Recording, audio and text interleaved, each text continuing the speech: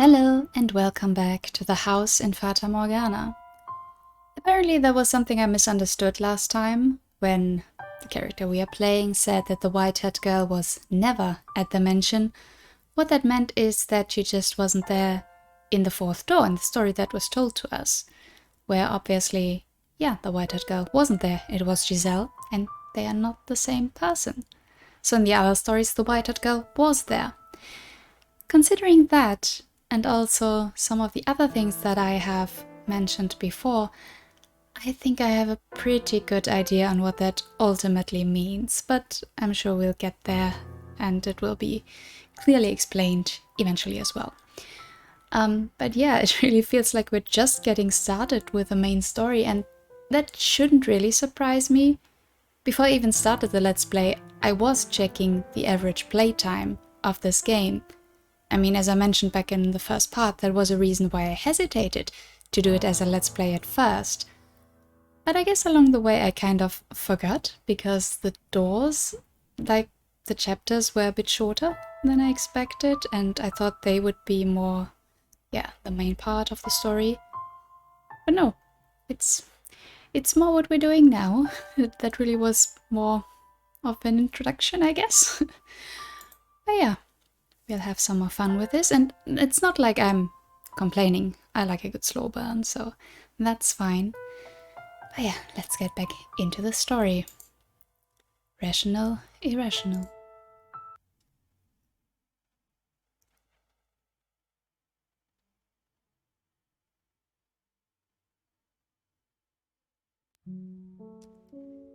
It had been a little under 2 weeks since I had moved in with Michelle.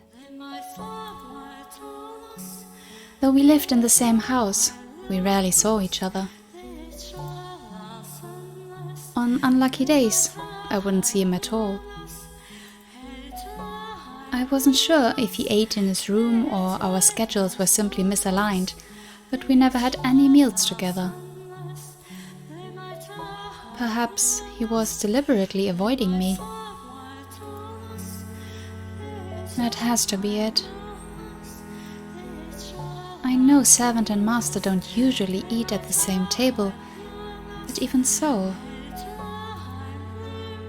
he could be a little less obvious about it.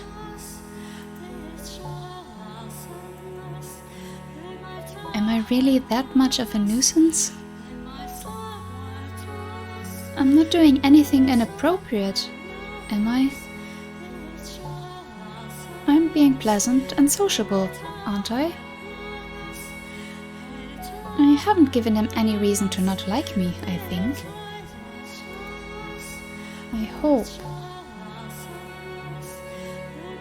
He had never been very enthusiastic about my staying here, but I haven't been given a choice. I had been sent here by his family.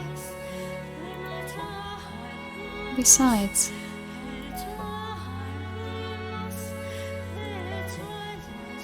no, out with the negative thoughts. Gotta stay positive. Yeah, he hasn't tried to chase me out yet. I just haven't broken the ice. I had to stay positive. Optimistic. Happy thoughts. And be myself.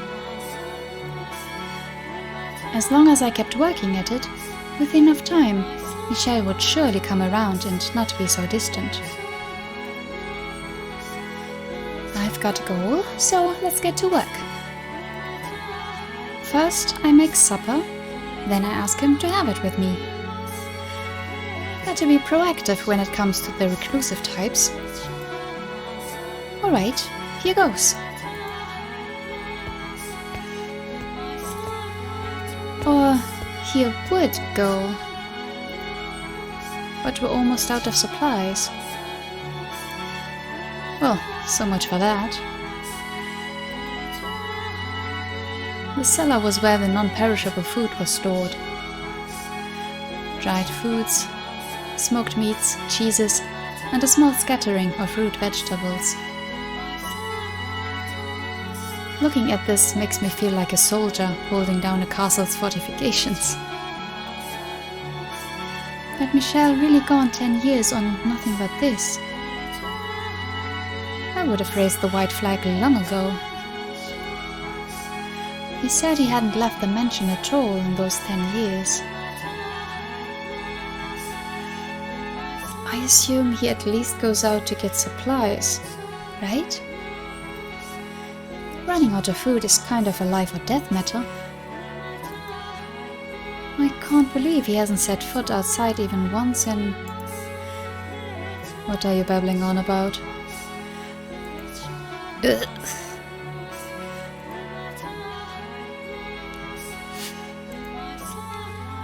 Oh no, he overheard me.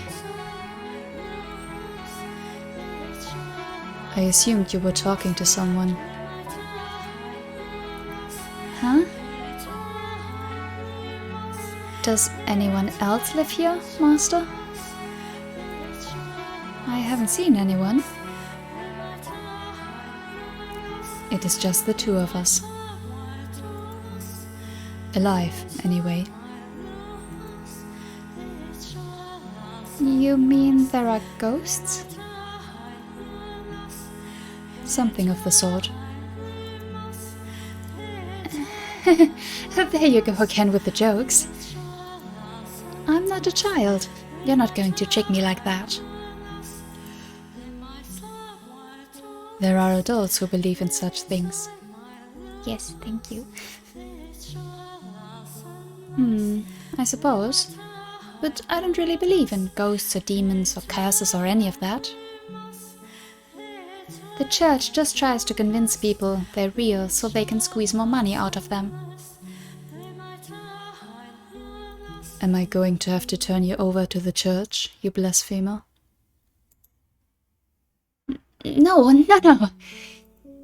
I pray every day, honest. I don't particularly care either way. I'm returning to my chambers. Already? You didn't, come down for food? I only came down because I heard voices. A moment. Please, just wait a second. What? Our stores are almost empty. What do you normally do when you need more food? I'll happily accompany you on a trip to the market. Already? That was fast. There are two of us. I really don't eat that much, do I? In the dim light, it was difficult to make out Michel's expression, but I thought I could see a tinge of annoyance on his face. Hold your ground, Giselle. You said you wanted to get closer to him.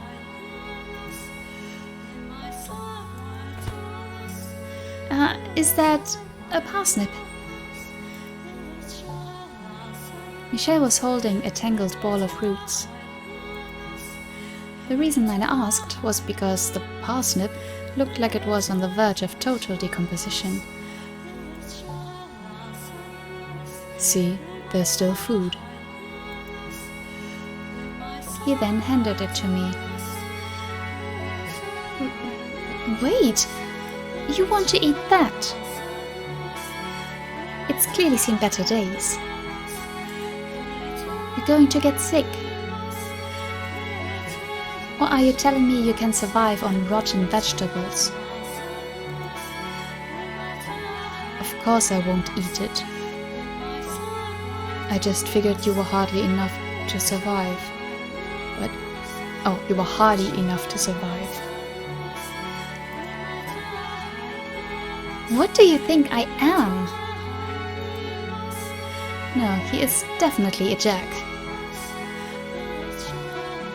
Or that the resulting diarrhea might reduce your appetite.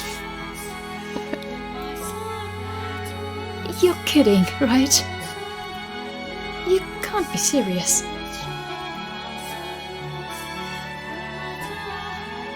Anyway, we should bury that outside. Then we can go purchase fresh supplies. I told you, I don't go outside. Then how do you... Huh? A visitor? Who could it be? Perfect timing. You're a servant. Make yourself useful and go retrieve the package. If it's not a delivery, but a wanderer, chase them off. What? Package? Master?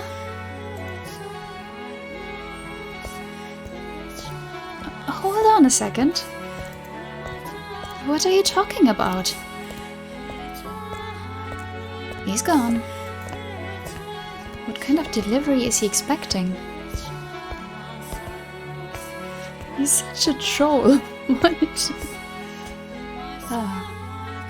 Michel stood there, unmoving, veiled in shadow. He glanced over at me, then threw his gaze to the front door. At his command, I raised the bar, pulling open the door.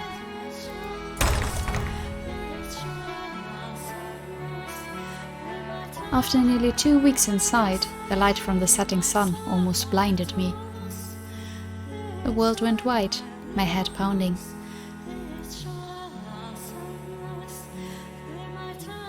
After a few moments of intense blinking, my eyes acclimated.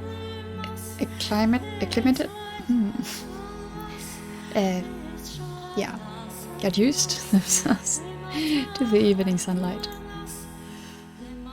There was no one outside, only a crate easily large enough to fit a child. Is this the package? Master?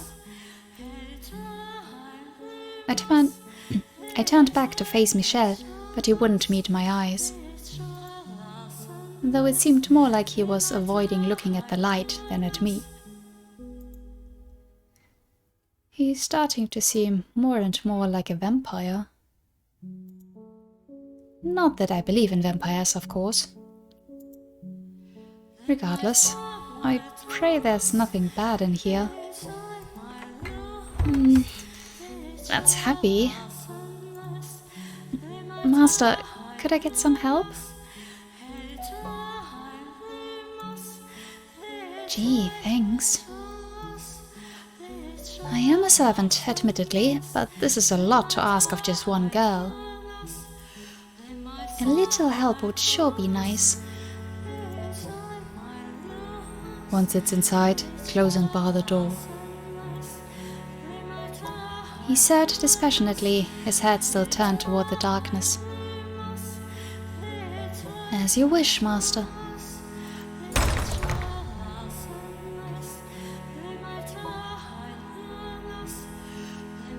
Once the door was shut, I found myself sucked back into a world of darkness.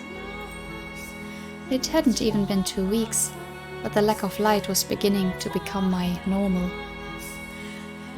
The outside world growing farther and farther away. Being holed up in here is definitely not good for me. I should go for a walk sometime, maybe plant some flowers or vegetables. Yeah, I like that idea. Maybe I can grow that old tangle of roots into some fresh parsnip. What else do we have to plant? It'd be great if there were some flower seeds. What are you doing? Open the box now. As you wish, Master. Oh, there's food inside? In the box was a burlap sack filled with berries, root vegetables, and smoked meats, as well as an assortment of bread, fruits, and wine. Aside from the fruit and bread, everything else was the same as what Michel kept in the cellar.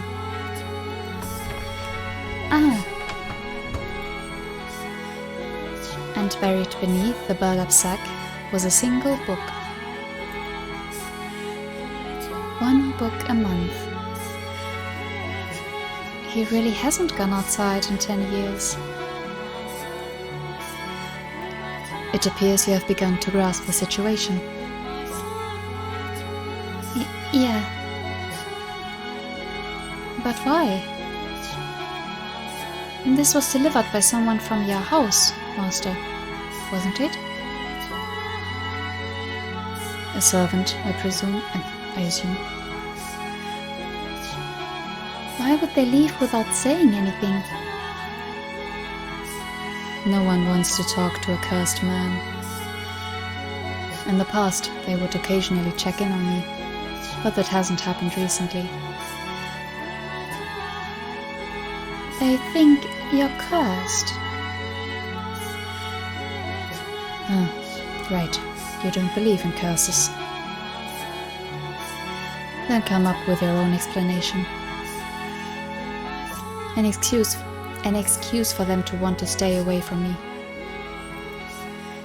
That, for example, I killed someone, or maybe that I'm insane. His face. I couldn't. Regardless, I am not normal. Bring the food down to the cellar. The book to the library. You are, of course, free to refuse and run back off into the woods. I'll do it. All right. Then you take care of that. Hey. What is it? I just noticed there's something else in here. It's wrapped in cloth. What could it be? Oh, a painting. For you to hang up somewhere in the house, I presume?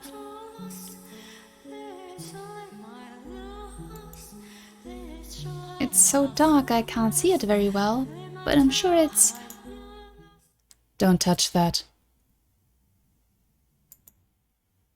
What? Michel, who had kept his distance from me until that point, suddenly marched over and ripped the painting from my grasp. Master? His face was twisted into a look I had never seen him make before. Was it indignation, disgust, hatred, panic? I couldn't tell, but there was more than enough negative pressure to cause me to flinch back.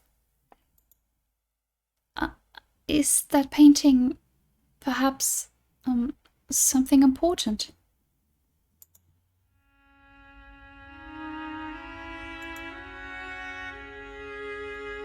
A landscape painting. He muttered under his breath, his tension melting away from his face.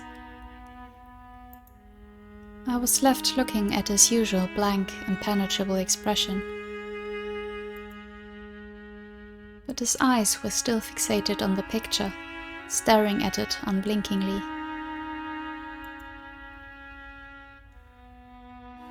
Why a landscape painting? Some kind of passive-aggressive message?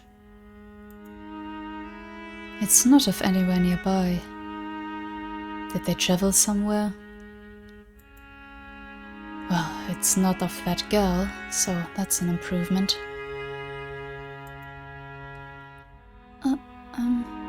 Master? Oh, you're still here? Still here? Of course I'm still here. Who do you think you asked to take care of the package? What's with you? Just running over and snatching the painting from me? You scared me. Could you maybe explain yourself? What's so special about that painting? I don't believe that's any of your business. None of my... Of course it is. You ripped it out of my hands like I was some kind of thief. I have a right to know what that was all about. And maybe an apology while you're at it. You told me to open the box, so I did. Then all of a sudden you're angry.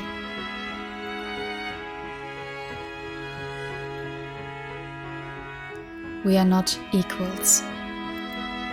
Do not mistake yourself for my friend. You have a right to know. You have no such thing.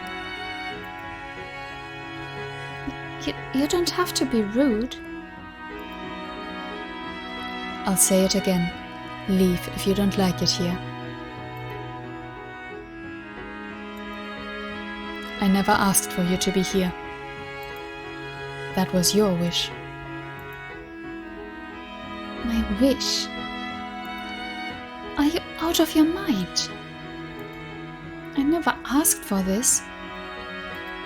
I never wished for it. Who in their right mind would want to be sent to some house in the middle of nowhere? Who would ever want to go through that?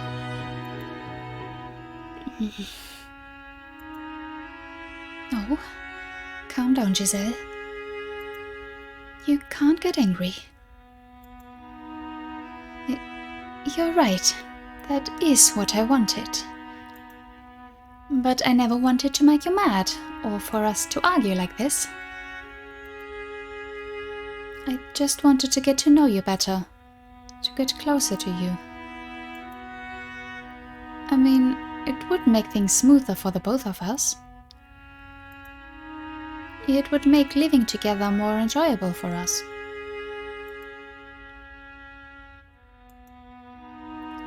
Listen carefully.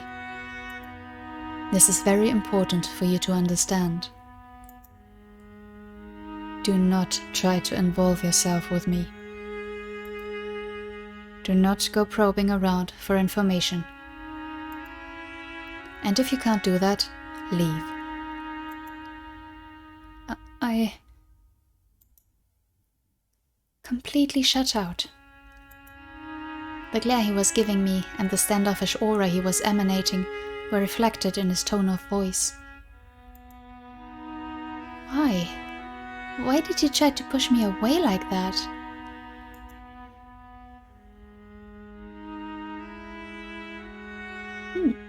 Very curious.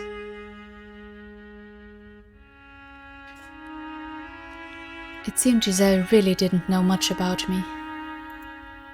Despite being sent here from my house, she was unaware of the monthly deliveries, as well as the reason why I lived in the mansion all by myself. Why, though, would they not have told her anything? Why had she been sent here left completely in the dark? Giselle looked up at me, fear and bewilderment in her eyes, though I thought I could see a glint of suspicion beneath it all. Like her true feelings were bubbling to the surface. Everyone had darkness in them they kept hidden. No one was exactly who they appeared to be. She was undoubtedly thinking, I'm not here because I want to be. I knew from the moment I first saw her that her bubbly, sweet effect was all a facade. But she thought I was dense enough to not realize. She was no different than anyone else. What I didn't understand, though, was why she refused to leave, no matter how hard I pushed. What was she hiding beneath that innocent-looking face? What was she thinking? What did she carry on her shoulders? Everyone is hiding something, deceiving those around them. I had to figure out what she really was. May I ask you something?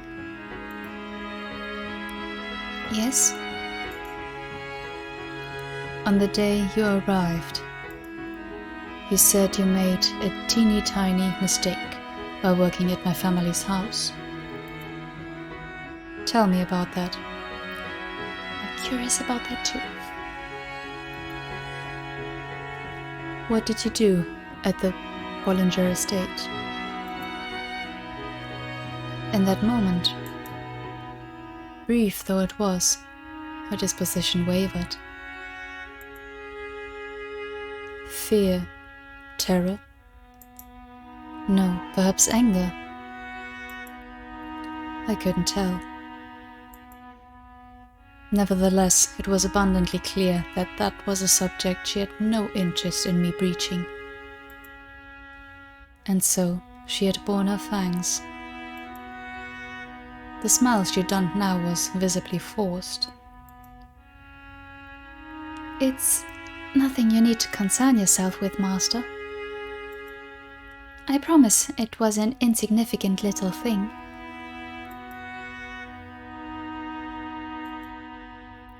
She couldn't say. Why couldn't she tell me? What had she done there? What did this woman know about that house? What did she know about me? What was concealed beneath that smile of hers? I am the master of this house, and you are a servant. And still you refuse to tell me? Like I said, it's nothing. There's no reason to bother you. With a mere servant's personal blunders, Master.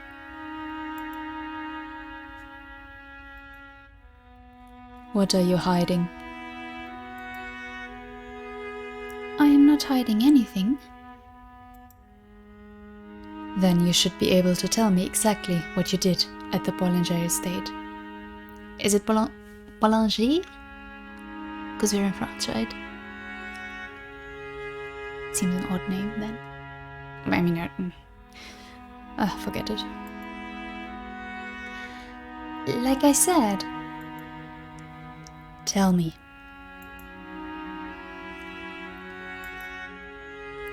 Tell me. You won't tell me a thing about yourself, and yet you demand others tell you about themselves. Here you are, practically threatening me. Demanding I tell you something I don't want to talk about. And yet you still haven't told me anything about the painting. So I was right. You do have something to hide. How many times must I repeat myself? We are not equals.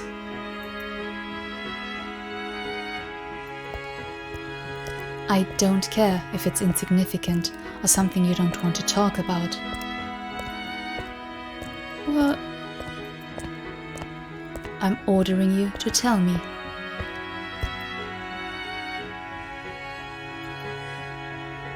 A trifling blunder would not get someone sent to live with a cursed man in a house spoken of so unfavorably.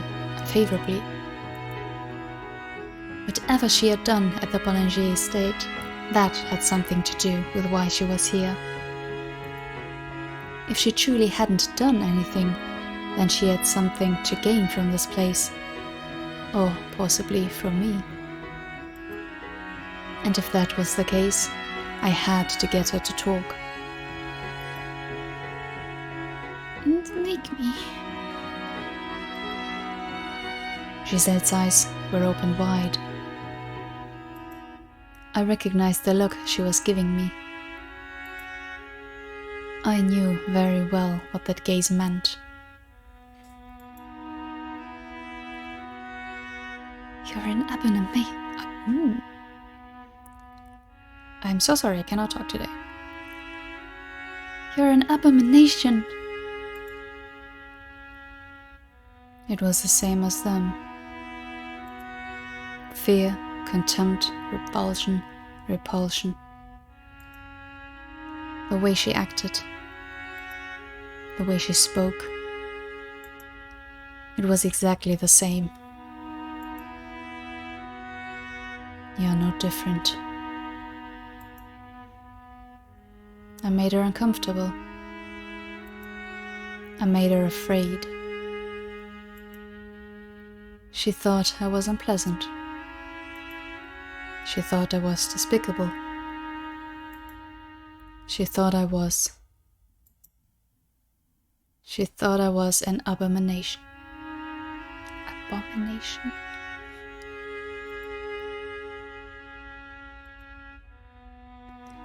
In a frenzy, I grabbed her by the shoulders, clamping down far more powerfully than I had meant to. Ow! Stop! Her face, contorted in pain, morphed into someone else's. Who was I directing my anger at? Where was this rage being aimed? Who are you calling an abomination? Can we stop using that word?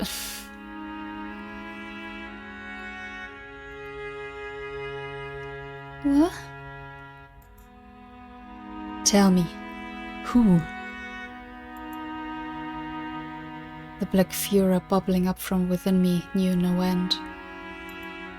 The girl, she ridiculed me. She denied my identity with her glare. I couldn't escape from that phantom, that reality. What? I never called you a... No! Get away from me! Get your hands off me!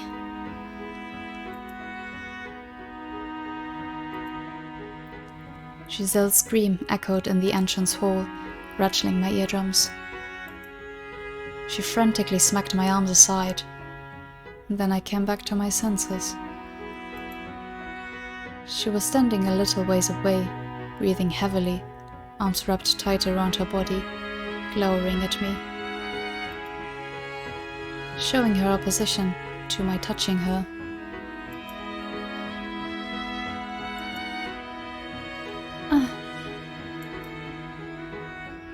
Enlightening.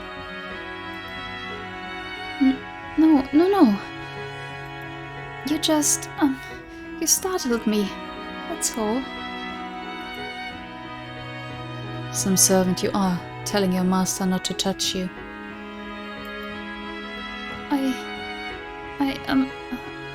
All right. I have, I'm,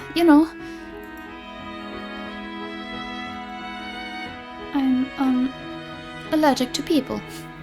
I feel that. It's a very, very unique condition, I hear. I mean, can you believe that? See, you know how some people get all red and itchy when they touch a dog or cat? It's that, except for people, so... So? So... I'm sorry. I wasn't trying to be disrespectful.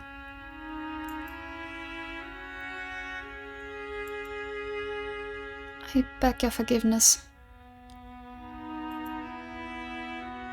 Why don't you speak your mind? What? This is what's going through your mind right now. I have nothing to apologize for. No, that's not... I can somewhat sympathize with your plight, being made to apologize even though you're hurting. I raised my hand against you first, after all. Then you forgive me? Sympathy does not equate forgiveness.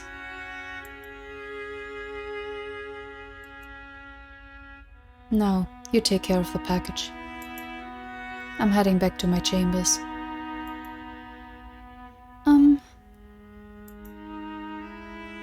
What is it? You're not going to make me leave after what I just did?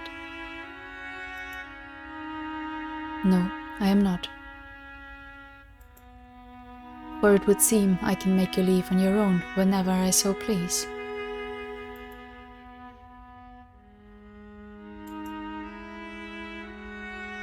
Besides, I had yet to learn what she had done. It would be exceedingly difficult to get the story from her own mouth, which left me with one option: to write a letter to my mother, as much as the very thought revolted me.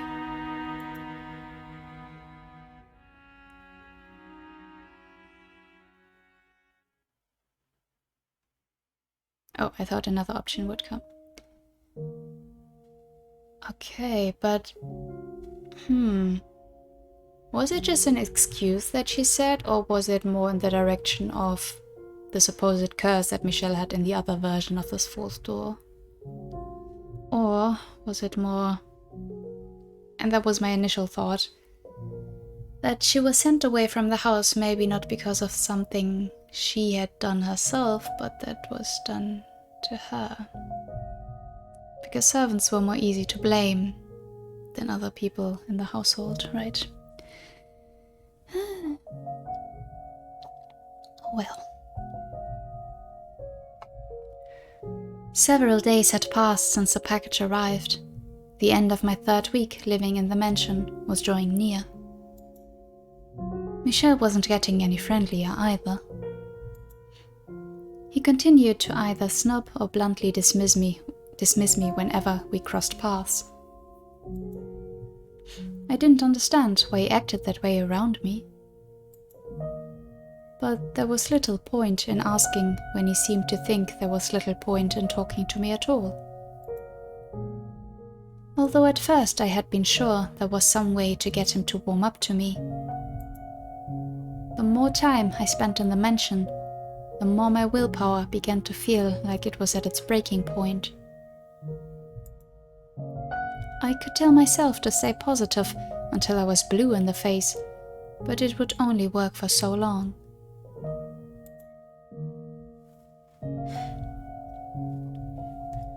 The one pretty place in the whole house. I'm glad he hasn't covered it by cup. Blue moonlight shone quietly through the stained glass window, vainly illuminating some of the room. I hadn't noticed until now that the room with the stained glass window appeared to be modeled after a chapel.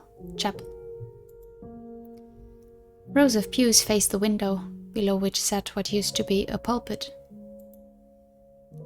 There was very little left of it though, and an awkward length of silver was mounted to the pulpit's front face. What was, I assumed, formerly a cross. Upon further reflection, rather than facing the window, the pews seemed to be pointed at the pulpit, or perhaps the cross hanging on it. I wasn't sure why there would be a chapel in a mansion, but I had no one to ask about it.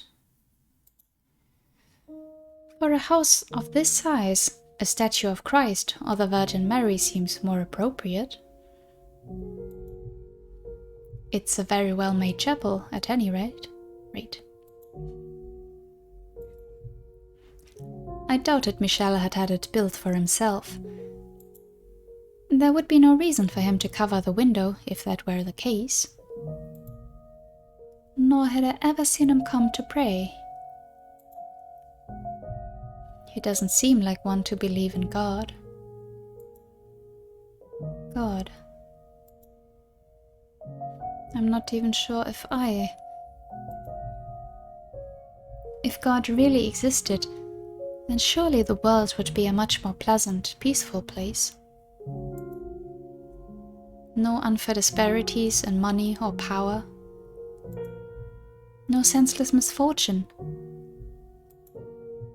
I certainly wouldn't have found myself here either. But God was evidently quite fond of giving mankind trials, so he would probably tell me with a straight face that this was one too. Perhaps we simply had a false impression of him, and he didn't actually give us anything. He merely sat back and watched from somewhere far, far away. It wasn't his job to bring peace to the world or ensure our laws were fair. That was all mankind's responsibility. What is God? What are angels? I have no idea. Maybe the Bible has answers. Why should I pray to someone so far away? How do I know my prayer is even getting there? But still, it's not like I have any other options.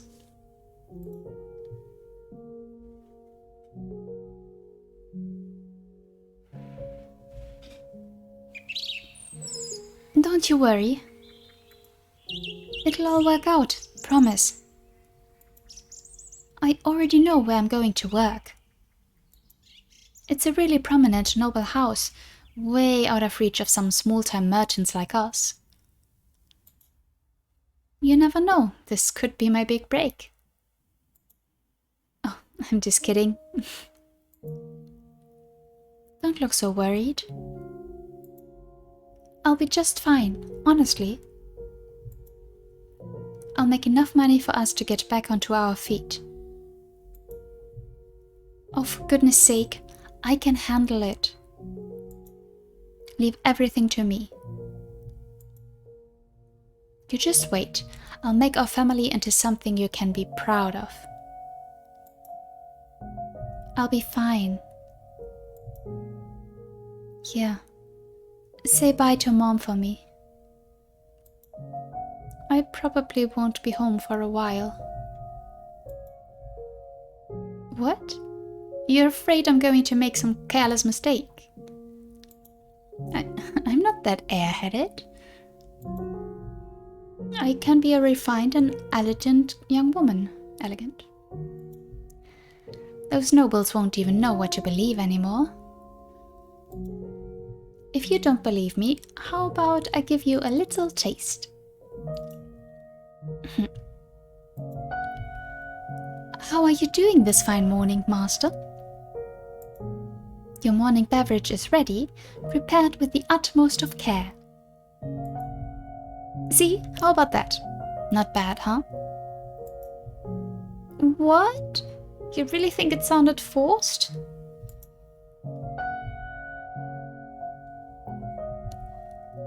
I was the daughter of a merchant who ran a shop in the capital's main street. My father had passed away in a plague, so it was just me, my mother, and my older sister. It would be a lie to say business was doing well. We struggled to squeak by day to day after taxes. But we couldn't just abandon the shop and leave the capital either. So we tried to make the best of what we were able to take in between the three of us. Then my sister fell in love with a moderately well-off aristocrat. My mom and I were supportive of her and her desire to marry. But the union almost fell apart because she was not suitable for him. Merchants were hardly the lowest class. What we lacked, instead, was wealth. We needed another source of money beyond what the shop took in. If only we had money, my sister could get married. If only we had money, my mom wouldn't have to work so hard. If only we had money. It was then that someone from the distinguished Boulanger estate approached me. He said they were in need of abigails and would love to have me. He said that if I agreed to work for them, the Boulanger estate would take care of my family. Generally speaking, noble houses took Abigails from other, lower-ranked noble houses. It was unthinkable for someone of my status to receive such an offer. So I took it as a once-in-a-lifetime chance and accepted the offer.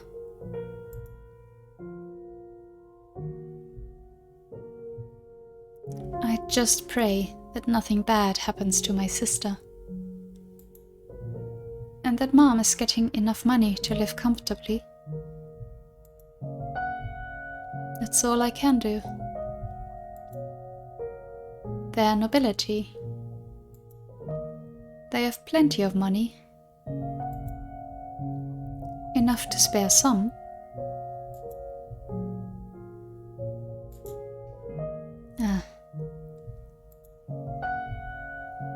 The light shining through the stained glass window began to grow murky, fading into blackness. It felt like a message from on high that no, my prayers would not be answered.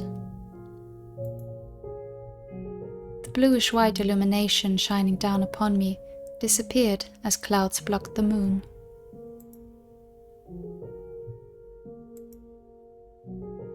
Oh, come on. You don't even want to look at a sullied woman like me?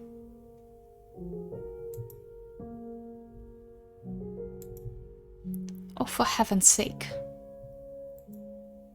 I never asked to end up like this.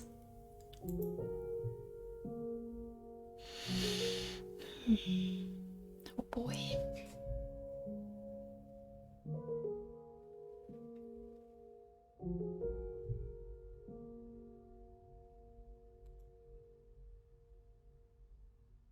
Their nobility.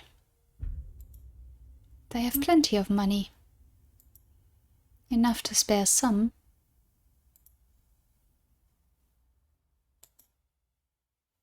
Oh, come on.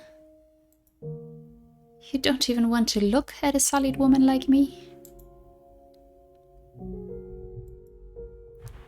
Oh, for heaven's sake. I never asked to end up like this.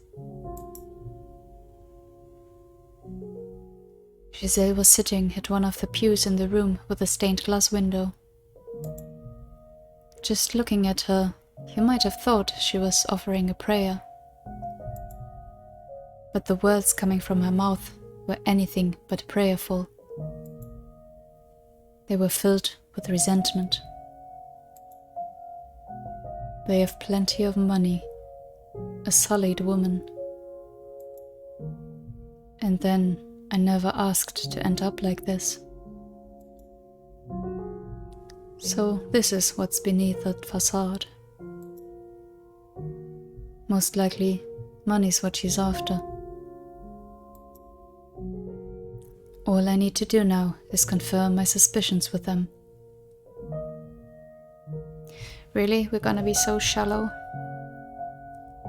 Oh, honey. Just what awful secrets will I uncover?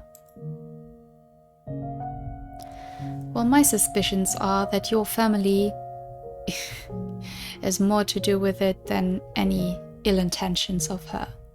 But we'll see. I gave Giselle, sitting in the pew with her head drooped, a cursory glance before leaving the chapel. God, what's going on today? I had somewhere else to be.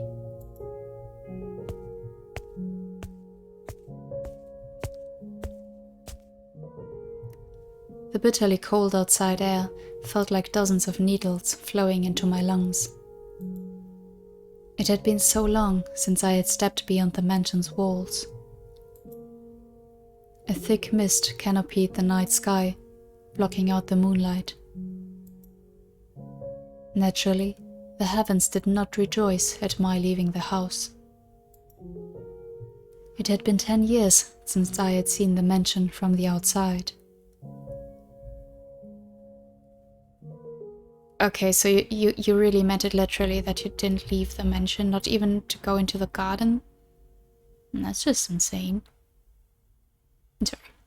That, I don't know,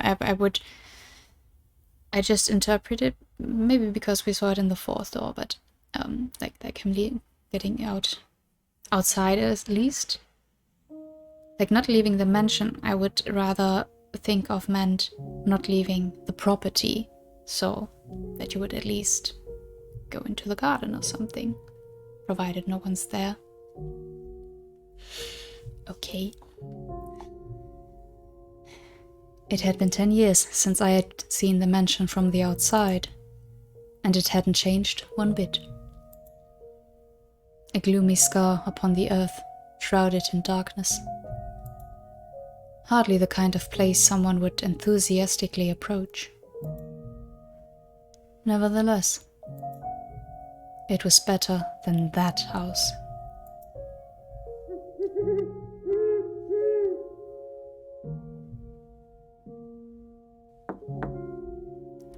Yes? Who is it? Michel. What?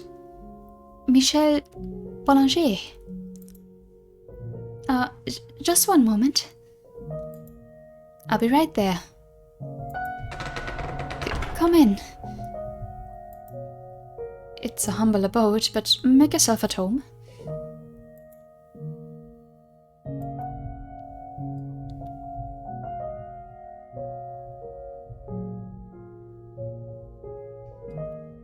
Wow, I must say this is rather unexpected.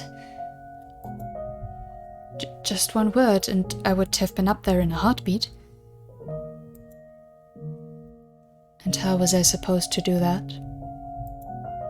I am, regrettably, fresh out of carrier pigeons. Right, yes. My apologies. This man, living in a small cottage not far from the mansion, had been hired by the Boulanger family. His job? To watch over me. That said, we never actually interacted. He was tasked with keeping track of whether I was still alive and whether I remained in the mansion. The monthly package from my family was delivered to him, which he then passed on to me. It was insipidly convoluted, but it was indicative of how much they wanted to avoid anyone learning about me. Well then, what can I do for you? The manservant was visibly rattled. Afraid, too.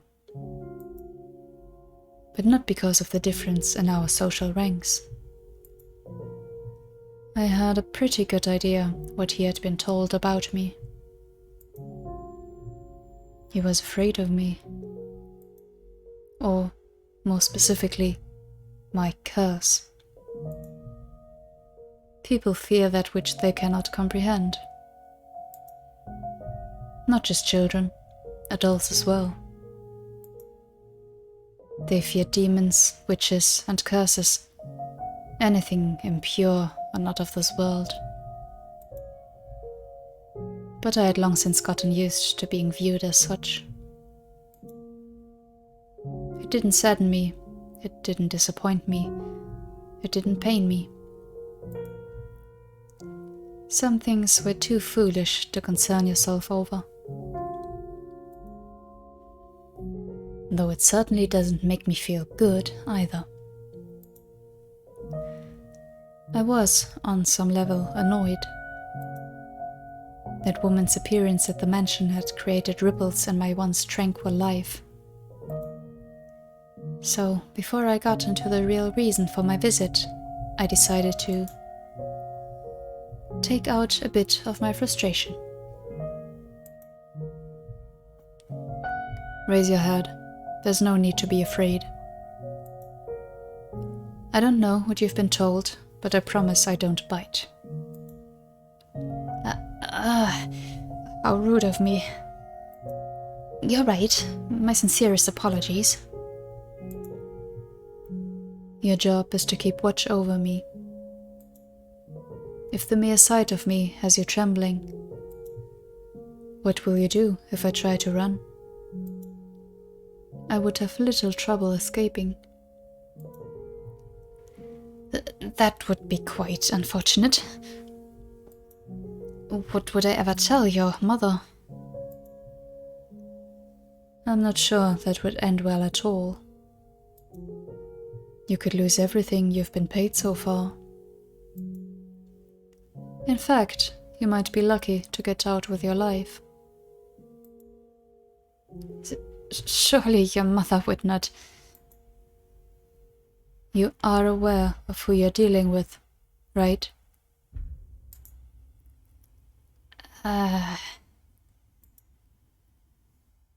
Michel, the cursed youngest son of the Boulanger family, who made a pact with the devil. I don't need a blade to take your life. You wouldn't even make it back to report anything. Have mercy, Lord Michel. Please do not leave the mansion. Please spare me.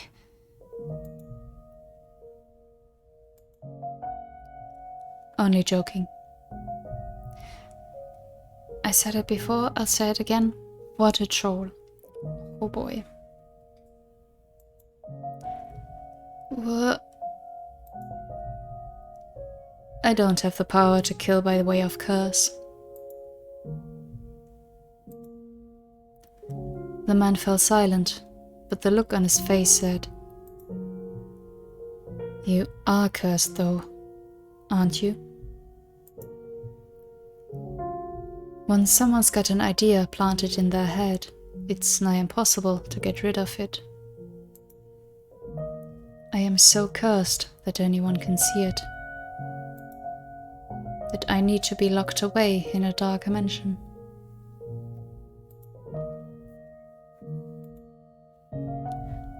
I am here because I had a question for you, not to warn you that I plan to run away. A question? For me? Yes. Approximately 3 weeks ago, a black-haired woman came to the mansion. Tell me what you know about her. I was told there would be an Abigail coming, but that's all. I don't know anything else about her.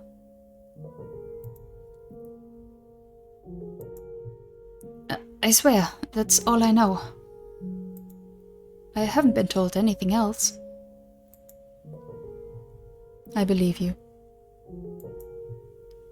I never thought they would tell you anything. Right. He had been hired to observe me, but that's all he was, a hired hand. He wouldn't be privy to the Boulanger family's internal affairs. Take this. A letter? I need you to deliver it to my mother. You could have just left it in the box from this month's package, and I would have collected it when I dropped off the next one. I am in urgent need of information. Will you do this for me? Yes. Why, yes, absolutely. I'll fetch a delivery boy tomorrow morning. Much appreciated. Good night. You too. Do take care.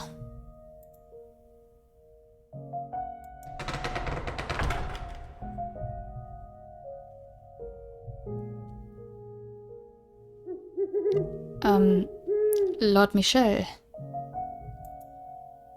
Yes. Is it true that you don't have... Would you like me to sew your mouth shut so you can never open it again?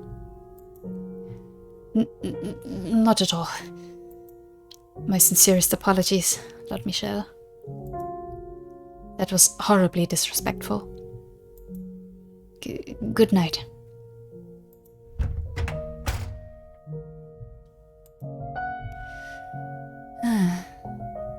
Cursed I most certainly am.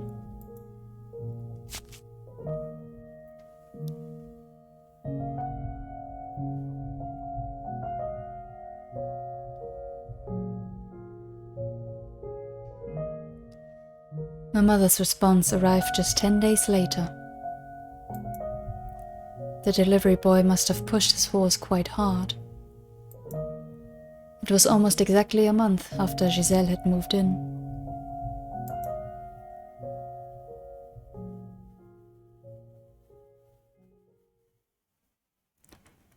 And shortly thereafter, on a bone-chilling night, everything came crashing down. The rift between us grew deeper, and the wall between us impossibly high. When I lay bare, the scars in her chest, and mercilessly plunged my knife into them.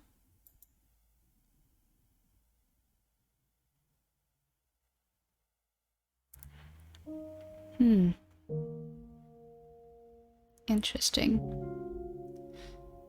I mean, it was hinted at there being hateful things happening between those two. But I would have thought that they'd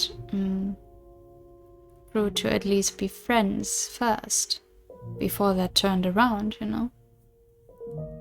Interesting. But Michelle's really just pushing people away. No matter if that's because of the curse or bad personality, I don't know. Everything's more complicated than it appears at first glance, of course, but you can't deny that he's not making any effort. And like, suspicion for her to have ulterior motives is one thing, but yeah, he really doesn't care. And for however much I can understand an introvert, because I am one, not even stepping outside the house in 10 years, not even talking to a person that is there within, that house could not have been far from the mansion, right? Like, I'm not expecting him to be friends with them, but I don't know, I cannot wrap my hand around this. This is a bit extreme. Let's put it that way. Okay, let's see how badly this will go. How did we get to this point? I hate everything. My spirits were getting darker and darker, like they were slowly sinking into a deep morass. I had been at the mansion for a month, and every day since felt twice as long as it should have. I had been optimistic at first. I'd even had a little hope that me and Michelle could get along together. But it hadn't taken long for that hope to be shattered. And the cheer locked away inside me. We lived in the same house, but we never spoke anymore. On the few occasions we did cross paths, he just gave me a cold glare and nothing more. Scorn and suspicion in his eyes. Whenever he looked at me like that, it felt as though my throat was being constricted, like I was deep underwater and running out of air. Like my very presence in the world was a crime. I never could have imagined just how agonizing constant rejection was. I started despising others. Despising myself. Despising the world. convinced there was no one who could set me free. I considered running away from everything, rather than live like this another day. But I would have done so long ago if that were actually an option. If they found out I had fled, that I had acted outside their wishes, my mom and sister would pay. I had succeeded in allowing my sister to get married and my mom to live comfortably. I had given them happiness. I couldn't take that away from them again. Not after what I had to go through to do it.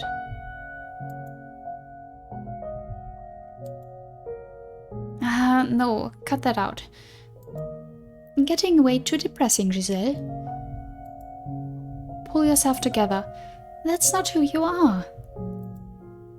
Be positive.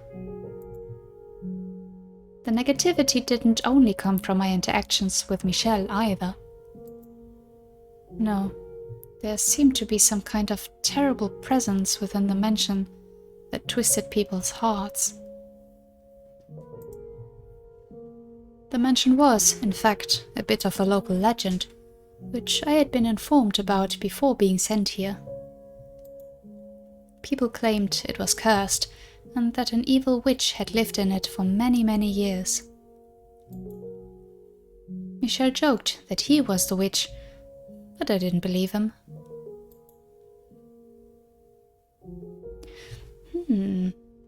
That's what I also found to be curious, like if that is true, if we're really... how much of an supernatural element there is to it. I think, like from what I assume so far about how this will develop, I think there might be one later, but is there already now? So, like, is there already this negative influence that the mansion really has on them? On Michel as well? Like, is that why he pushes people away so much? Or is it only... yeah, I'm saying only, but like trauma, stuff like that?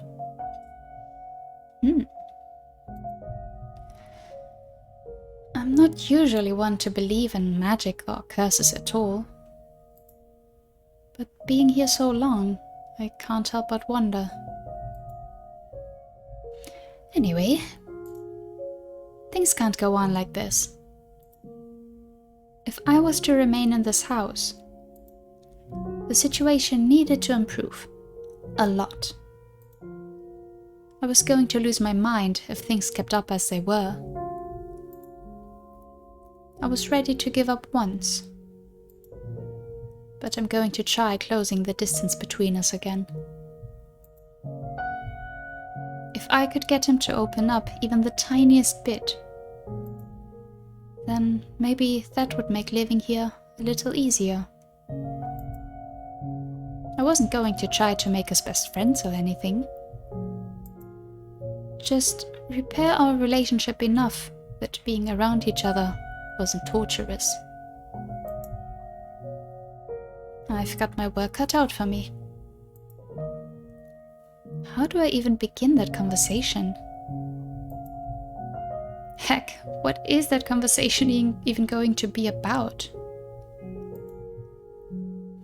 Maybe I should hold off. Do it another day. No. I've made up my mind to do this, so I should get to it quickly. The longer I wait, the worse things are going to get. And eventually, there won't be any fixing anything. We need to talk. We need to be in the same room for more than 10 seconds, and we need to get to know each other. He needs to know that he's not the reason I have something to hide. Okay. Let's do this.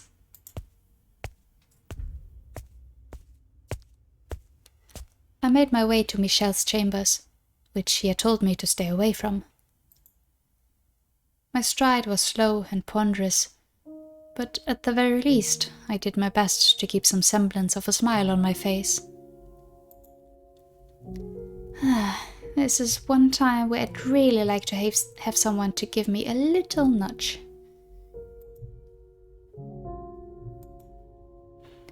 Breathe in, breathe out. Okay. Pardon, Master?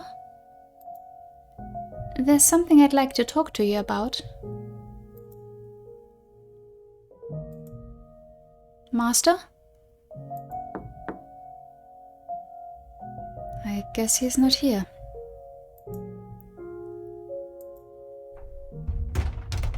The door wasn't locked.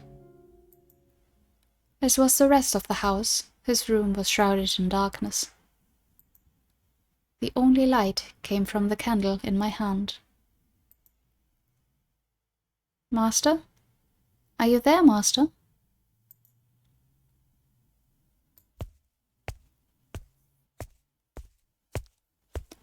I guess I missed him. It's probably best if I don't stick around for long. He's already got a less than stellar impression of me. I don't want to imagine what'll happen if he thinks I've been snooping through his room. Yeah, I should get out of here. I spun around on my heels, taking a step toward the door, when I caught sight of an object draped in a black sheet. I knew I had to get out of there as quickly as possible, but I was intrigued by that object. Something he kept hidden in a room I was forbidden to enter. Maybe it was a clue to discovering Michelle's secrets. I reached my hand down toward the object, knowing good and well I shouldn't. Was it because I wanted to learn more about him? Was it because I wanted to tear down the veil he hid behind? Or was it the whispers of the witch?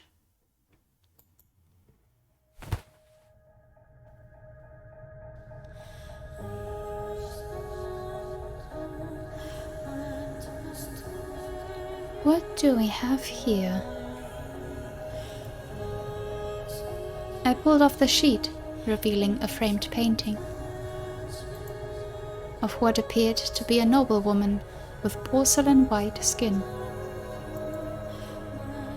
What stood out about her, though, was that the woman's hair was as pale as her skin. And then,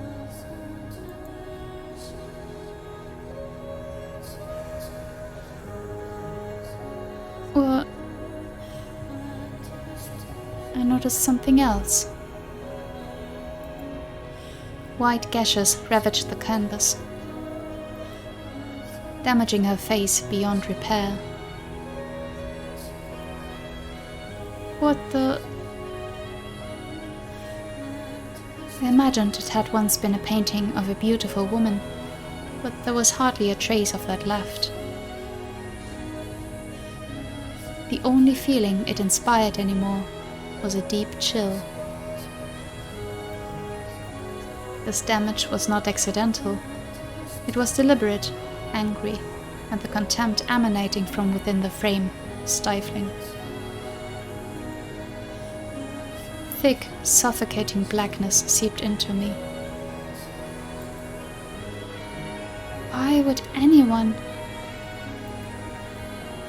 She was surely a most beautiful woman. Angelic, even.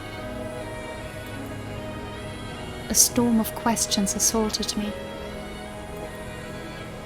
Who was she? Why had her face been carved up? Why had the painting been covered? What had happened? Who could have? There's only one person could have done this. Michelle, why on earth? You saw it, didn't you?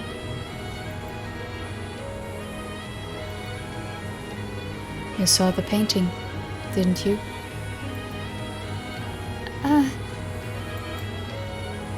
You entered my room without permission, and you saw the painting, didn't you? I am...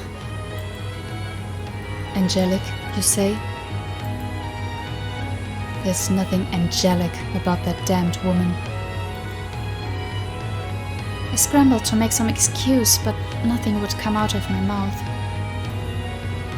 All I could do was tremble.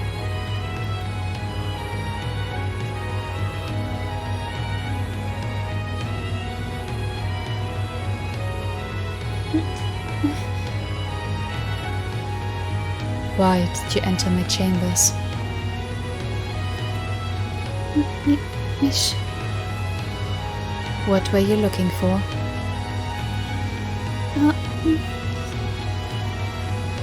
Answer me.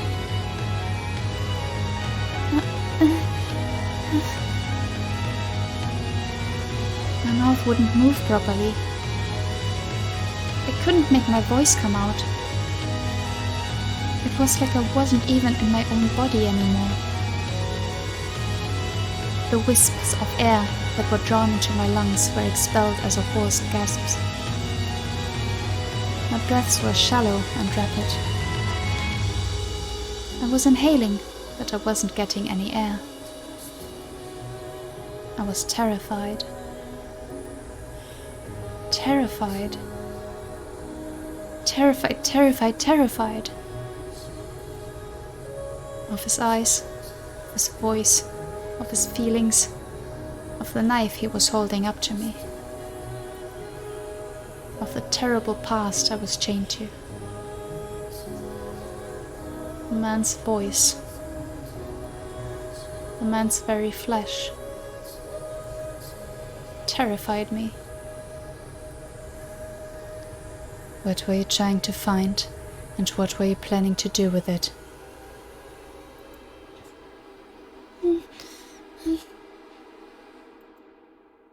Answer me.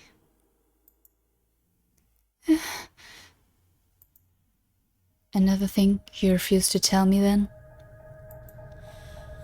No, I'm trying. Nothing's coming out of my mouth though. Everything's so bright. And I can't catch my breath. I can't breathe.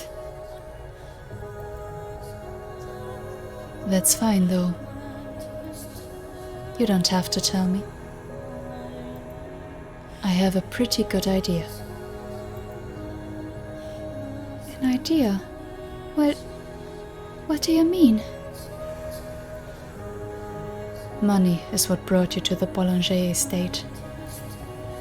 And it's what brought you to me, too.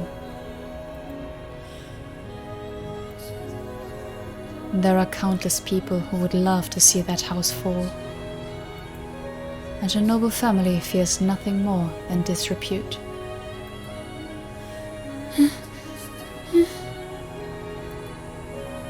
You were, I presume, approached by someone scheming the Boulanger's downfall. No. And as it just so happens, the Boulangers have a very unfortunate secret, one they are quite desperate to keep under wraps. Me.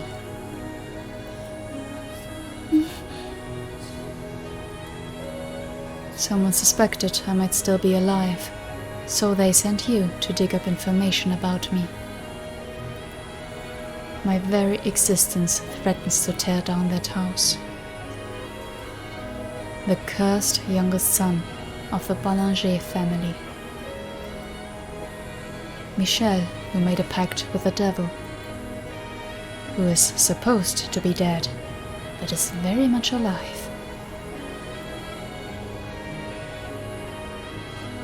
You sweet-talked your way into that house, and into information about me and my present situation. And you meant to trade that information for money. I bet whoever it was put quite a handsome price on it too. Or maybe the one plotting to ruin the Boulanger family is you.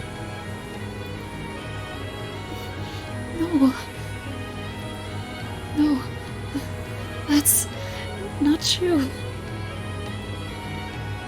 Then enlighten me. Please, hear me out. I didn't know anything about you. I wasn't sniffing around or trying to bring you harm in any way. Then tell me, if that's not the reason you wormed your way into the Boulanger estate, and that's not what you're doing here, then tell me what is.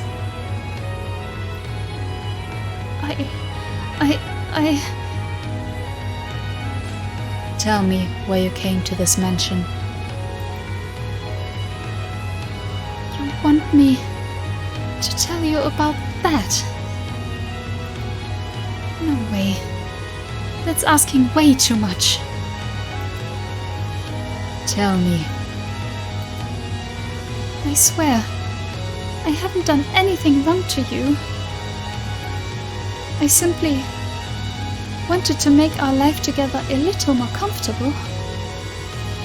To bring some warmth to this frigid relationship we have. That's the only reason I wanted to find out more about you. I must assume I'm right then, Giselle. I must tell him he's wrong. I must tell him I mean him no harm. But I can't say anything. A merchant's daughter became an abigail at a noble house? Could you come up with a more obvious lie?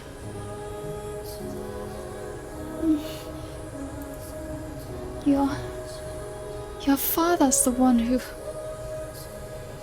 Wait. How does he know that I'm from a merchant family? You look perplexed. I may be imprisoned in this house, not free to move about as I please. But I have my ways. I know everything. Everything. Then he knows about that too. Oh, yes, I do know. Please. Don't. In your quest for money. Don't say it. You slept with my father.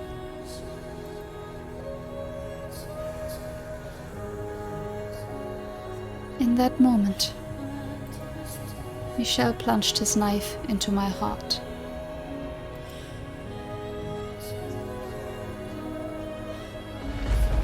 He carved through my chest with those words, causing me to completely lose control of myself. In a panicked frenzy, and probably screaming all the way, I knocked the man aside and ran and ran and ran.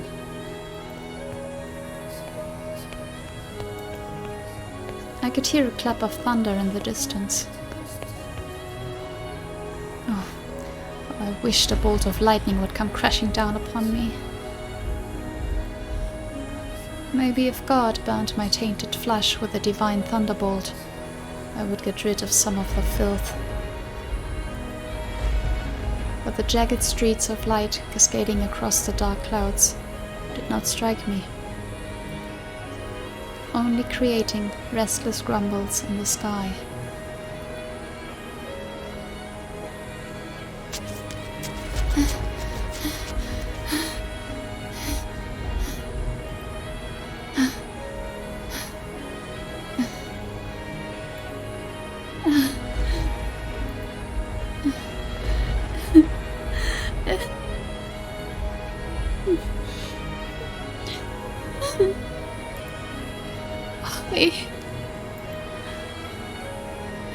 that if I fled that mansion, I would likely be causing trouble for my mom and sister. But I was helpless to stop myself. All I could do was run from all that threatened me with no regard for the consequences. Before long, small droplets of rain began falling, which soon grew heavy enough to penetrate the forest canopy and reach the ground where I stood. The downpour drowned out my tears and my cries. Because I had rushed from the mansion without even putting on a cloak, each cold winter droplet stung bitterly against my flesh. But the bite of the rain was like a warm embrace compared to what I'd been through before. Michelle had spoken the truth.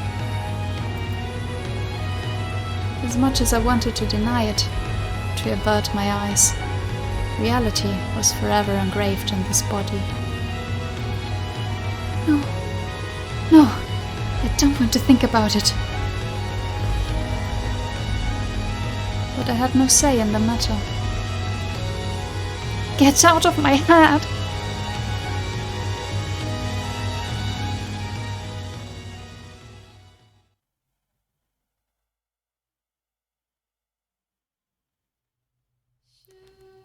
Come over here, Giselle. Oh, okay. May I ask why you asked me here so late at night, Master? Oh, I just wanted to have a little chat. Care for some wine? Come closer, and I'll pour you a glass.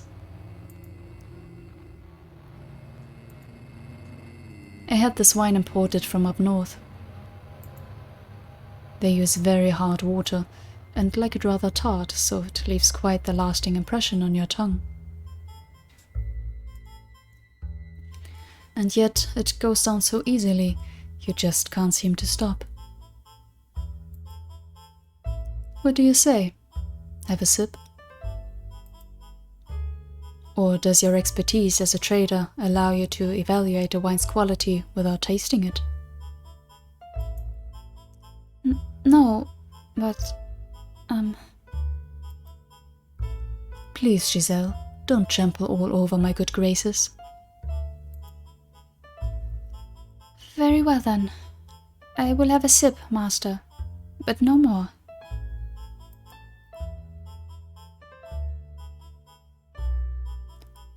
Have you ever considered growing out your hair? Having long hair made it difficult to do my job. You're not a merchant anymore, though. You deserve to look like the woman you truly are. I have no doubt longer hair would accentuate your natural beauty. It's a gorgeous shade of black, so deep a man could get lost in it for years.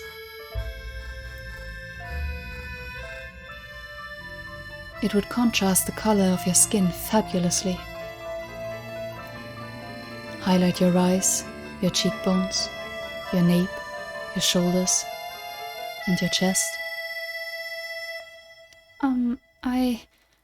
I should get going. Oh, but we're not done talking yet. I would not want a lack of sleep to interfere with my ability to work tomorrow. Thank you very much for the wine. It was delicious. No need to be so cold-hearted now. From the moment I first laid eyes on you. Master, that's enough fooling around for one night. No, don't be afraid. I wouldn't do anything to hurt you. I simply want to express my love. Let go of me. I only came here to work, nothing more. The first time I saw you, I thought it would be a tragic waste to leave you to wither away working at some little street-side shop. Stop! You can't tell me you didn't know a merchant girl had no place in a house like this, even as a servant. There's only one reason you would be allowed here. No, I swear it never even crossed my mind. It would seem you're even more innocent than you look. But you've figured it all out by now, haven't you? No, no, no, let go of me. Stop this! Keep your voice down. Do not shout, Giselle. If anyone were to find out about this, you would be the one shouldering the consequences, not me. But... You're a maid, and I'm the master of the house. Whose word do you think holds more weight? Don't worry, I won't do anything to hurt you. I promise your family will be exceptionally well taken care of. Your mother will have the comfortable life you wanted for her. But you know what will happen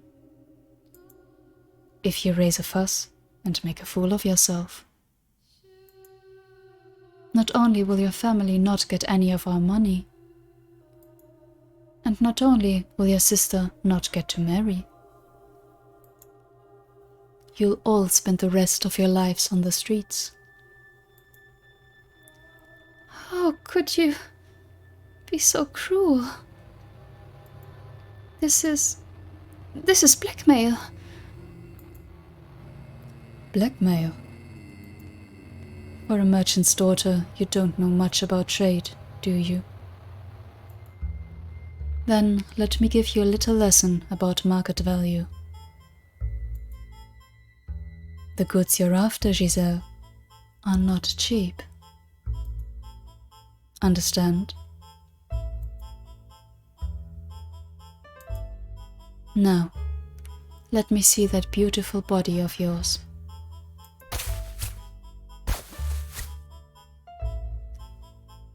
He was an older man, so I hadn't expected him to be very strong. But I couldn't break free of his grip, and I found myself entirely at his mercy.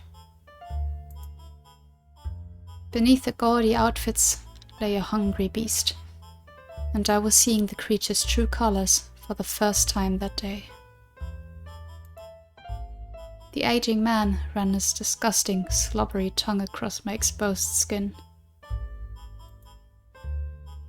Everything he placed his hands upon withered away. Every piece of flesh he pressed his lips against putrefied, rotted, decayed, rankled. I trembled in revulsion, at which the man laughed, seemingly interpreting it as something else. I wondered what kind of place hell was. If hell's wardens only flayed and carved their prisoners, I would have preferred that instead. I would have rather been sliced into tiny little chunks and cast into the hellfire. I would have chosen eternal torment over being touched by this man another second. But I didn't get to choose my hell. Eventually, the man forced open the gates I had been holding fast and spread his festering death inside me.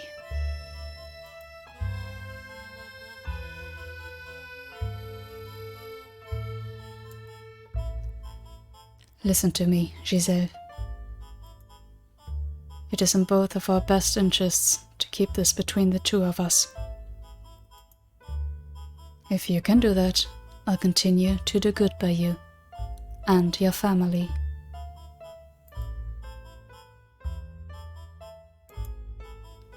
Oh, don't look at me like that, please. I'm thrilled to have you here in this house, Giselle. She has long since lost her mind, after all. It's torture just being in the same room. And my sons, they hardly ever come home. But you, Giselle, you give color to my dull life. You make it exciting once again.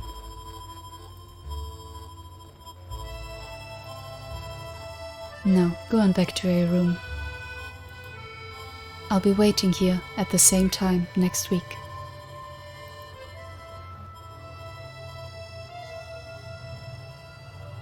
I couldn't escape from that man's grasp. Not when he used my family against me. Some weeks I would just not go to his chambers, my one feeble means of resistance. But when I did that, he would send another Abigail to come find me the next day. I couldn't ignore his summons when he got other people involved. And then, when the two of us were alone, the mask would come off. And he would discipline me for not showing up before taking care of his usual business. On good days, he would leave bruises in inconspicuous places. My abdomen, my inner thighs. But he went as far as carving a word into my skin with a knife. Harlot. That was why I was afraid of knives. That was why I was afraid of men shouting. I wasn't even sure what to regret anymore. I was in far too deep. There was no turning back the clock. I even considered taking my own life on more than one occasion. But every time the thought crossed my mind, happy memories came with it. Back when it was just the three of us girls and the shop. Life may not have been easy, but it was never dull either. I didn't want to end my life at its absolute lowest point. I wanted, if just temporarily, to go back to the way things were back then. That objective was the only thing that allowed me to keep going. When I was in his presence, I tried to convince myself I was merely an object. I had no emotions, so he couldn't hurt me. I was merely a vessel, a construct of flesh and bones. His hands couldn't reach my heart, for it was not connected to my body. Doing that made it a little easier to bear. But the reality was, it was impossible to completely sever my heart from my body.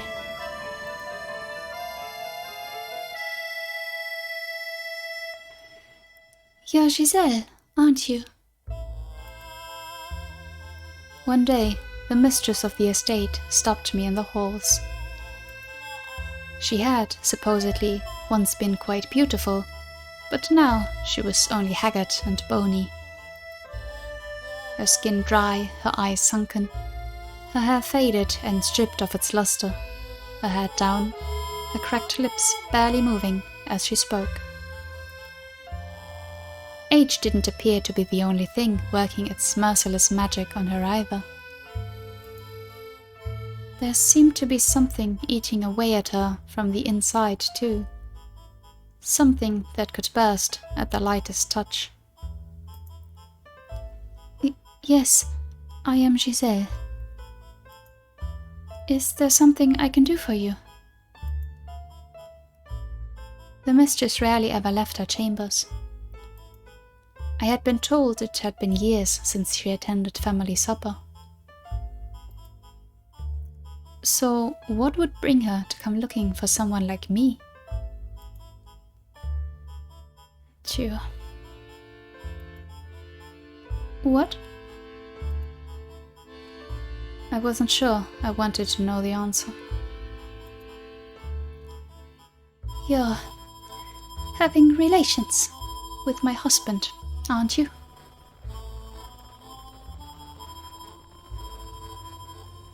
You are, aren't you? Madam.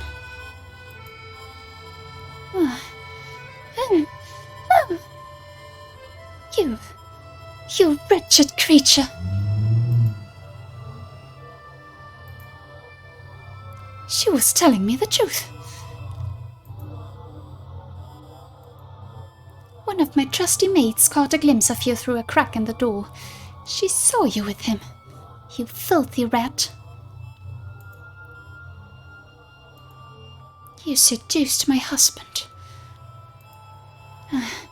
You devil. You conniving witch.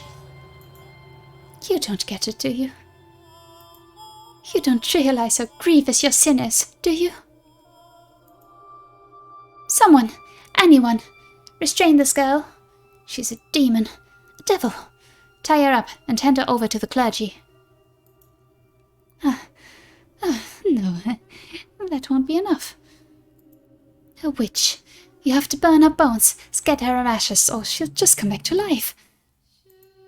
Yes, execute her. Kill this woman. Burn the witch. Seize the piece she's stolen from me.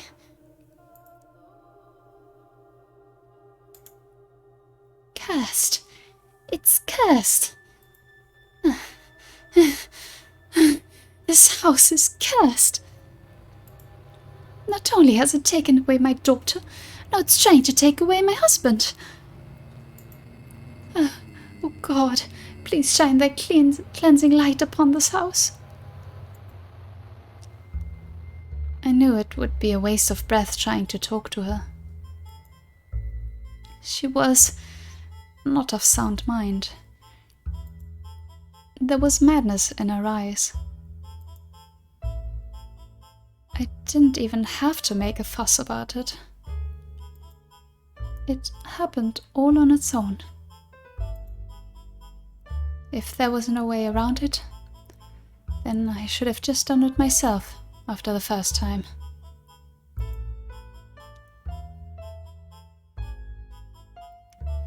I didn't have the energy to argue with her, or to cry, or to shout. Before long, a crowd began to form around me and the sobbing mistress, and in it stood him. I assumed he would just stand back and watch. But, much to my surprise, he stepped in, with an embarrassed look on his face, to try to settle his wife down and convince her not to have me executed. Maybe he did have a heart after all. Or maybe he just wanted to save face. Regardless, instead of being burned at the stake, it was decided that I would be sent away to some remote forest. One of the previous Boulanger family heads had purchased a mansion there long ago, but it had been abandoned because of the stories people told about it. They said a cursed witch dwelled in the house. She had returned to life after being executed, and now skulked about in the darkness. It was the perfect place to banish a sinner. And so, accused of adultery, I was in a carriage on my way out of the capital the next day.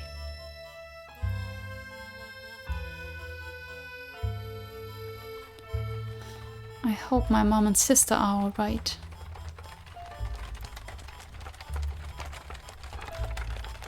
The two of them will believe in me, even if no one else does.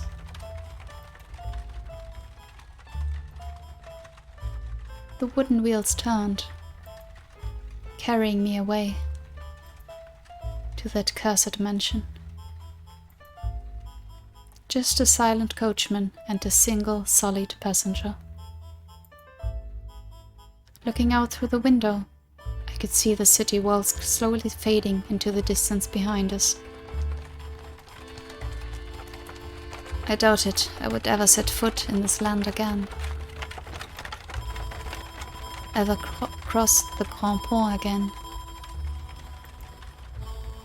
It was a saddening reality, but at the same time, I felt a surge of relief. I had finally escaped from that house. I had finally escaped from that man. This sense of freedom slightly lessened the weight of everything else I was feeling.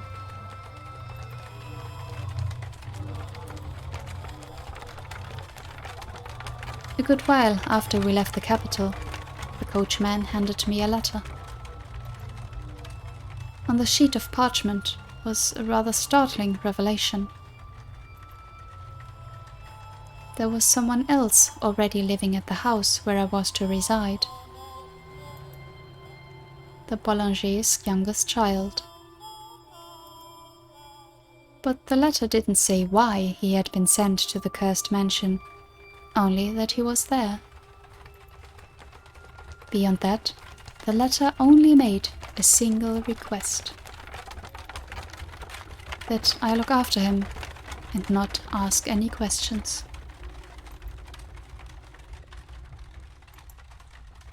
So I'm not just being sent off to the middle of nowhere. I still have work to do. If I look after whoever's at the mansion, then they'll do the same for my family? I don't have much say in the matter either way, I suppose.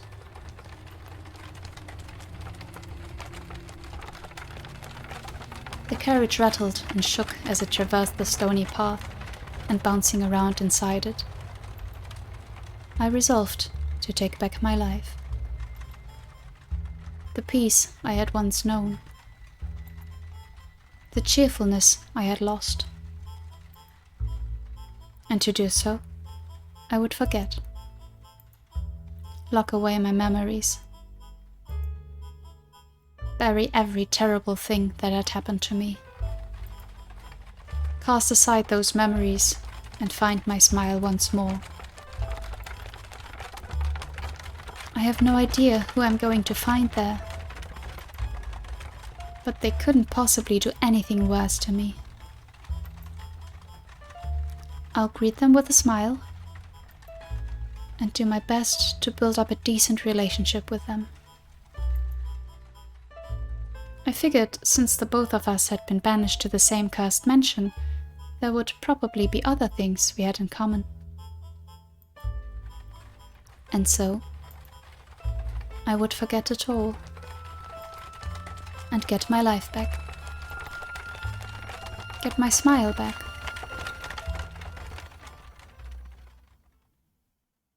And that was everything that led up to me arriving at the mansion. All the wounds I never wanted to open again.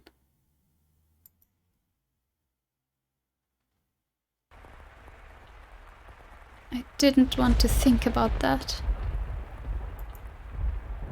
I've been trying so hard to forget about it. I wanted to forget all about it. So why? Why did you have to make me remember? All I did was believe. Believe that we could make things work. Why? How could you? God, I can't take it anymore.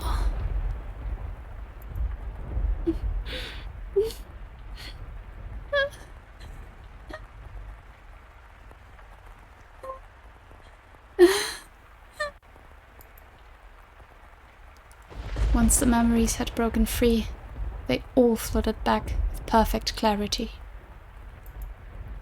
Exactly how he ran his hands across me. Exactly where he hit me, where he cut me. Like I was going through it again, this very moment.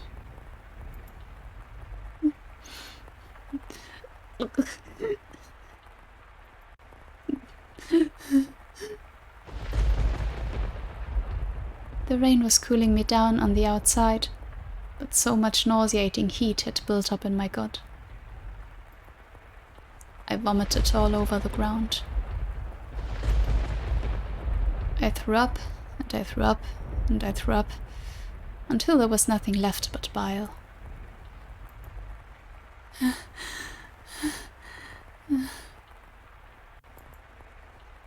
And when I had nothing left to expel, the strength evacuated from my knees, and I collapsed.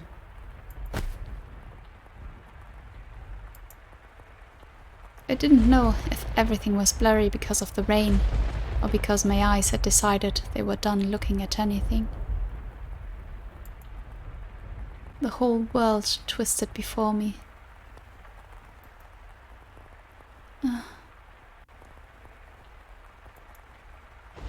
Michelle's no different. My attempts to get close to him, to always keep a smile on, it was all a waste. The look in his eyes was terrifying. Like he didn't believe in anything at all. So he probably wouldn't have believed me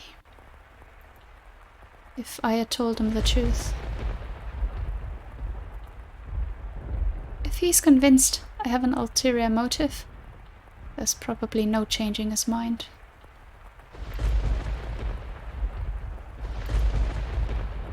Such a cold rain.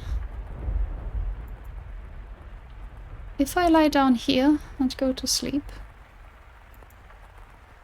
I wonder if all the warmth will eventually drain from my body. And then I'll decompose and become part of the earth.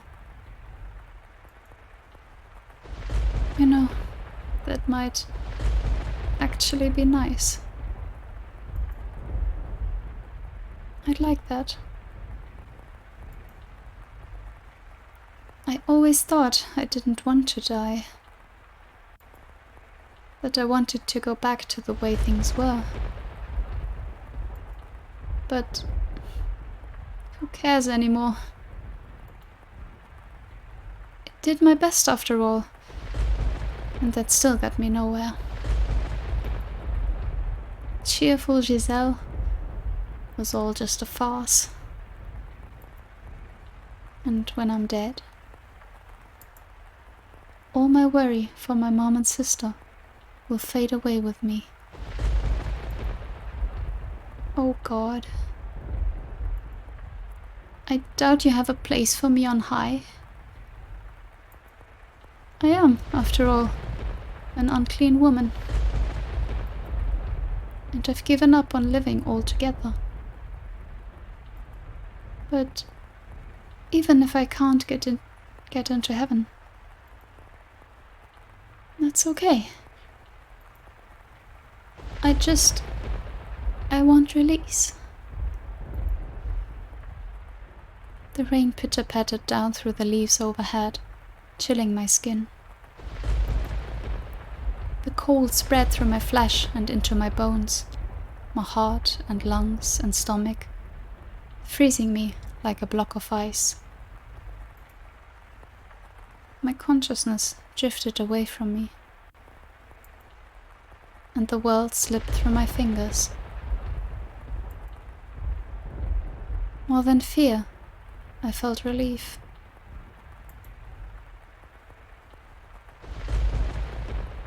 utter black. And that, I was sure,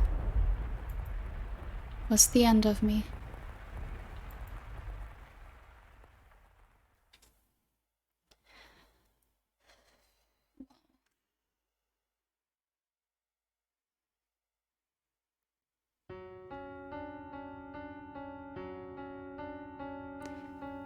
And that, I was sure, was the end of me.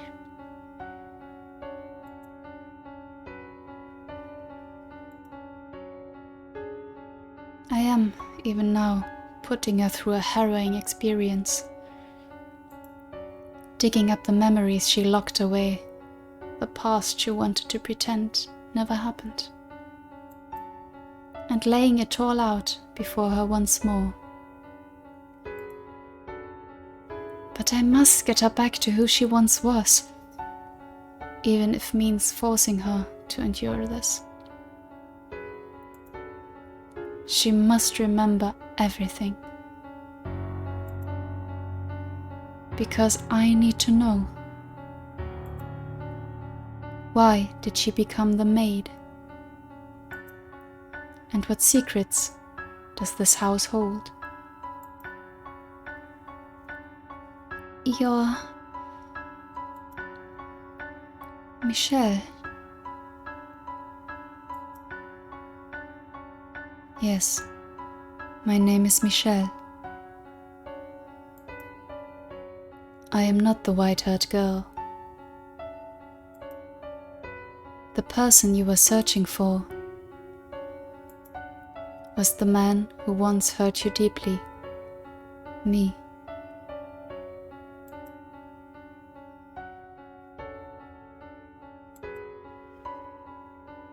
Why?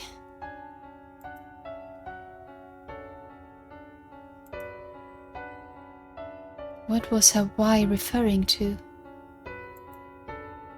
Why I hurt her? Or why I'm here? Or perhaps why I didn't show up until now? Not having an answer for her, I clench her cold hands in mine. I wonder, were her hands this cold that night too?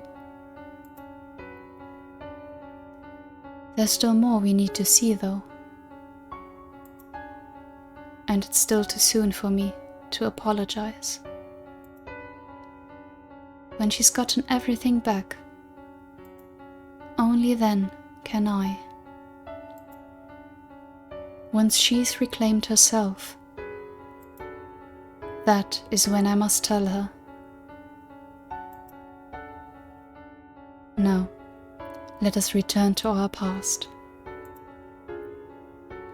Our story has only just begun. No matter what we thought or what we desired, no matter what we lost or how much pain we suffered, we must not shut this door.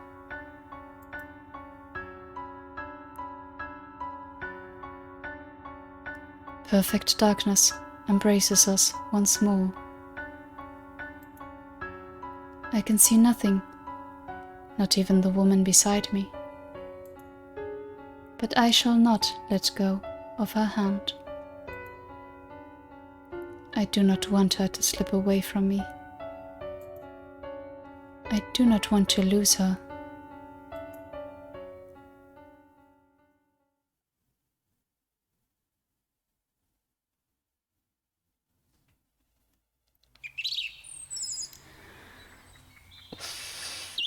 Oh boy, okay, that's quite enough for today. The end of me. It obviously wasn't, but oh boy. I mean, as I said, I had guessed that this was somewhat, but what it caused Giselle to have been sent to the mansion, but still. Thanks for the descriptions, game. Oh boy.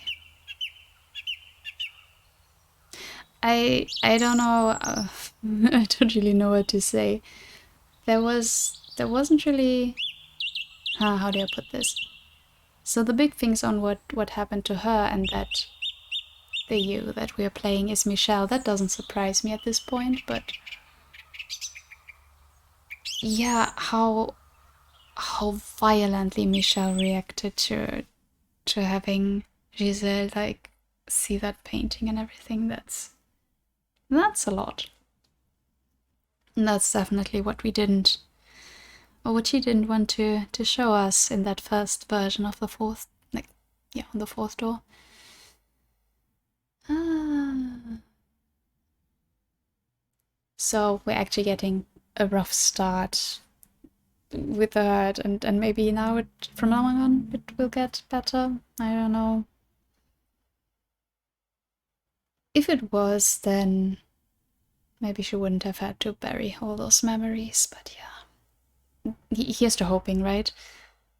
And I had to smile a bit on how even Michelle confirmed we are only just getting the story started.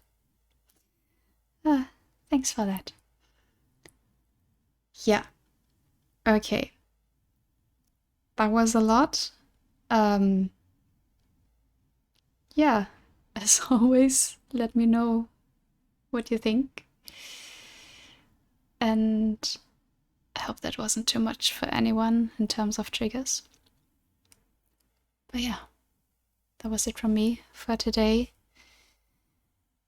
And I hope we'll see each other next time. Until then, bye bye.